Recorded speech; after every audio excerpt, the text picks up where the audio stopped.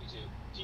I'm sure sometimes you don't really fully appreciate a performance until you see it on film. Just what'd you think of Geno, the throws he made, the way he finished that game? Yeah, he played a really good football game. He was in control of it and moved in the pocket really well. Real subtle movements, to just move up in was just consistent, and he was comfortable the whole day. And it showed on the last drive. He just had no problem at all, just executing the stuff. He didn't hit everything on that drive, but he hit everything he needed to hit, and really, he just continues to show us that he's very much at home running our offense. Corbin? Cody Barton seems like he's really come on the last 4 or 5 games. What are you seeing from him in terms of his diagnosing, reading, reacting, and duties and coverage compared to the beginning of the season? Yeah, I think he has turned a corner in just terms of confidence in what he's seeing, and he's showing his commitment and downhill play, his aggressive tackling and hitting and fitting and just doing stuff across the board. He just looks the most confident he's been, and so it just helps everybody play faster when you feel like that, and he's doing that. Jen? You talk about confidence. I don't know that Geno needed any more confidence, but if that final drive could give him more, what would that allow him to do for the final weeks of the season? I think it puts it to rest that he's done that, and he's come from behind and led the final drive, like he's going to have the opportunity here, I'm sure, in the next few weeks sometime, and it's just good to have that behind him. It's been a while, and there's, he was aware of that, so it just adds to it.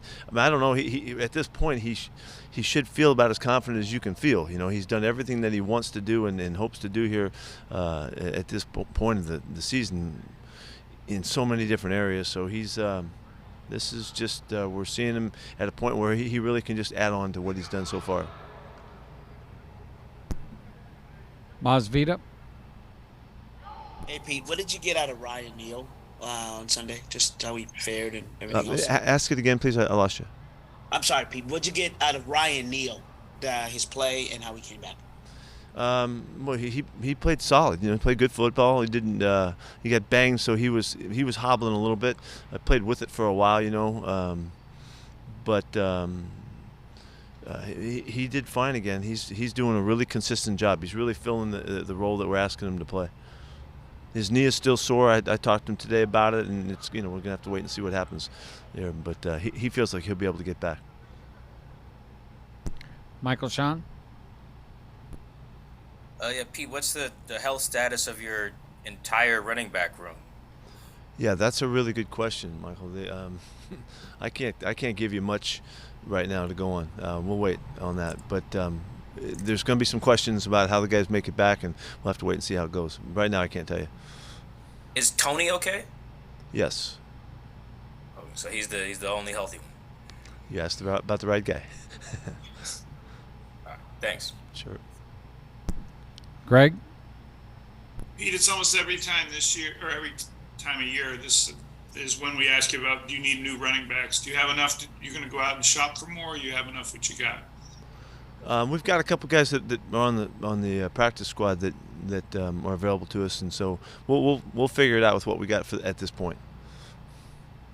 And then we saw the photos, and we saw Bobby Wagner going in and out of the locker room in LA yesterday. What was that whole experience like? Not just for you personally, but what do you think that meant for the team, for him to come back over there? Well, most of the guys were gone by the time he got there, but he did check in with everybody that he could, and he made the rounds kind of as best he could. It just was a real meaningful exchange, and I saw him with a few of the guys that were in my room back there that had passed by late, and every exchange was exactly what you would think it would be. It was heartfelt and warm and close, and then good kidding, level of kidding around and poking and all that kind of stuff, which was just part of the competition and the competitiveness of it all. I felt really grateful that I had a chance to sit down with Bobby for a while and hang out, and that's just kind of what we did. Tim? Pete, what specifically is the injury for DJ Dallas? He's got an ankle sprain. Is it a high ankle sprain? Well, I'll let you know more when I know more. Okay. Do we have to report on all this right now? No. We have to. No. Yeah. Sorry. No, we don't. I'm still going to ask it. No, it's and then fine. to clarify about Kenneth, you mentioned on the radio this morning it's a rare sort of ankle thing. Do you have any more clarity or specificity about what it is that's bothering him? Specificity. I think you said specificity. I did. I totally messed that up. Yeah. I don't have much more detail about it. I mean, he's got an area of his ankle that's sore that he jammed, and it's a, so there's some strained tissue in there, but it's not an ankle sprain. It's not a high ankle sprain. It's not a lateral ankle sprain like we normally report on. It's different than that. Okay. And then, how did you feel your cornerbacks played yesterday, and how did Trey look when he rotated in? The guys did okay. We missed a couple opportunities on some stuff, but all in all, they played good, solid football, and they were close on a couple routes and made some plays. I thought Woolen did a nice job. Late in that big play late in the game. And knocked the ball down really cleanly. Unfortunately for Trey's play that he got penalized on, it was great coverage. He was all over it. He just got there a hair early. But there's a couple of things in there that happened that we got to get better at, for sure. Bob?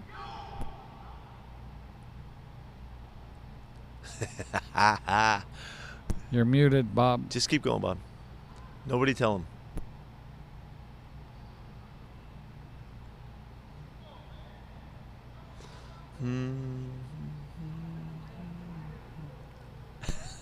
While Bob works out the technical difficulties, let's go with Brady for 7. Nice talking to you, Bob. That's a tough one to follow. Pete, you guys have a chance to make the playoffs and end up with a very high pick in next year's draft, which is pretty uncommon historically. I'm wondering how closely you're following the Broncos and their season, knowing that you're going to end up with that first-round pick and second-round pick. No, well, everybody else is following that one. I know that they're having a hard time of it right now, and that that helps our number go up the board here. But it's not real. It's not a real topical thing here right now. And with Neil, did you say he's got a chance to get back this week? Or he feels like that? Yeah. Thank you. Curtis? Yeah, Pete, I know you said this morning you felt like the defense had made strides after the first couple drives there. Was that more so like in the running game or the throwing game where you guys made the biggest kind of shift with the way you started handling things?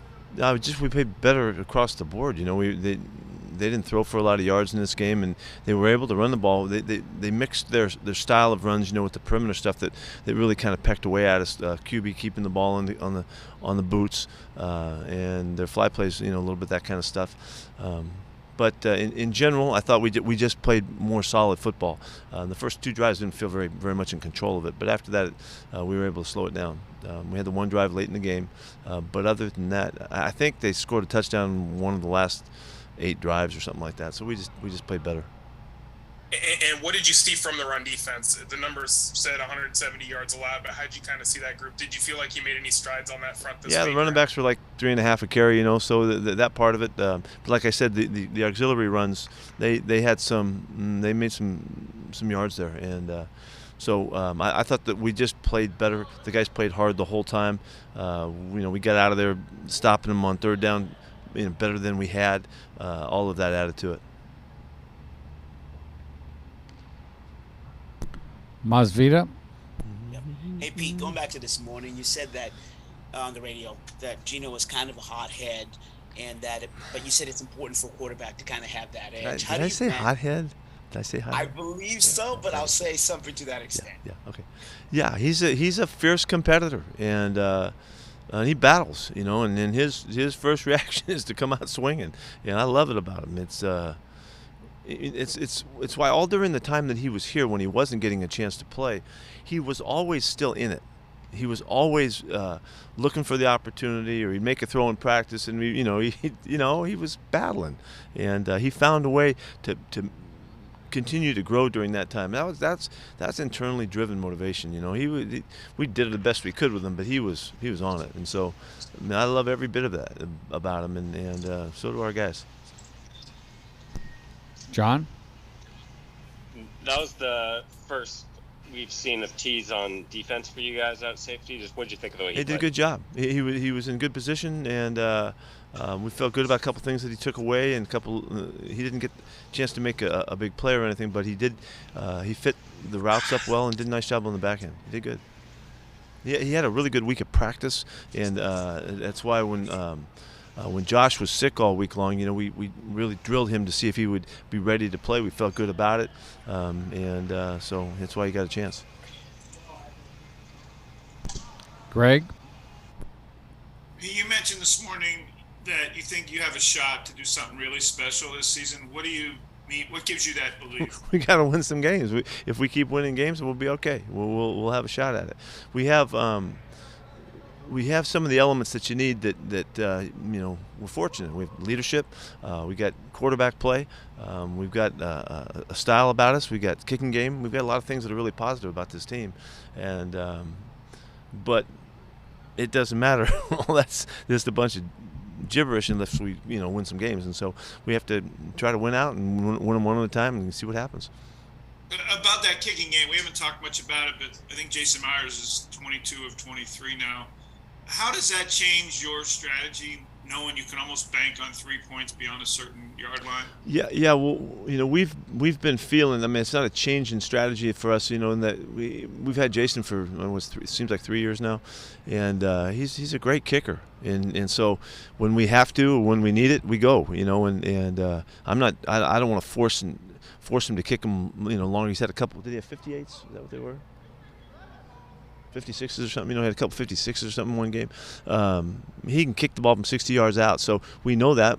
It gives us the confidence that when we're across the 50, we got a chance to make some points. Michael's doing a heck of a job too. The punt team's one of the highest rated punt teams, in terms of net punting, and so we know we've got a really good 1-2 punch with those guys, and that adds to our confidence and field position and all that kind of stuff. What I was thinking about was yesterday in LA and that final drive. Once you got inside the 40, I guess the fans were telling it on the TV. They were saying, "Why don't you just lay up and play for the field goal?" Does it, because Myers is, I don't want to say automatic, but you can bank on him making the 3 there? Can you be more aggressive in approach and play call, knowing you may have 3 in the back pocket? Yeah, we were not playing for the field goal at all. We wanted to get in field goal range so that we had. I mean, we as we talk, we say it's field goal to tie, touchdown to win. We're talking that way as our 2-minute jargon goes, but that wasn't the focus. And thrilled when we made the first down that got us in there, the big play to Marquise. And we were down in deep and we were in great shape. So now it's all about scoring a touchdown. That's really, we were driving for a touchdown was what our thought was. Brady? Pete, what is schematically the idea behind an unbalanced line, and what happened on the play where you guys went with that and then Geno lost the fumble as he was throwing? Yeah, it's just you try to get an edge, by they don't line up right, they don't see it right, maybe they get confused, and you can take advantage of it. That's basically what it is. Sometimes if you've seen people against other teams in unbalance, and you can see how they adjust, and so we felt we had a little something there, but we didn't pass pro right properly, and we got beat on it, and so it didn't work out. Corbin?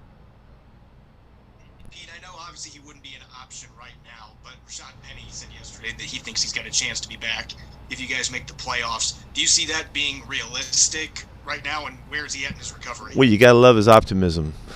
He hasn't run yet, so it's I'm who knows, let me go with that one. Who knows what's going to happen, but he's still a ways from getting back. But I love that he felt really good about the process that he's in right now, and that's a good sign. Is he rehabbing down in California, Pete? Yes. Okay. Bob? Bob? Hey, Bob, what's happening? All right, thank you, everyone. Okay, see ya.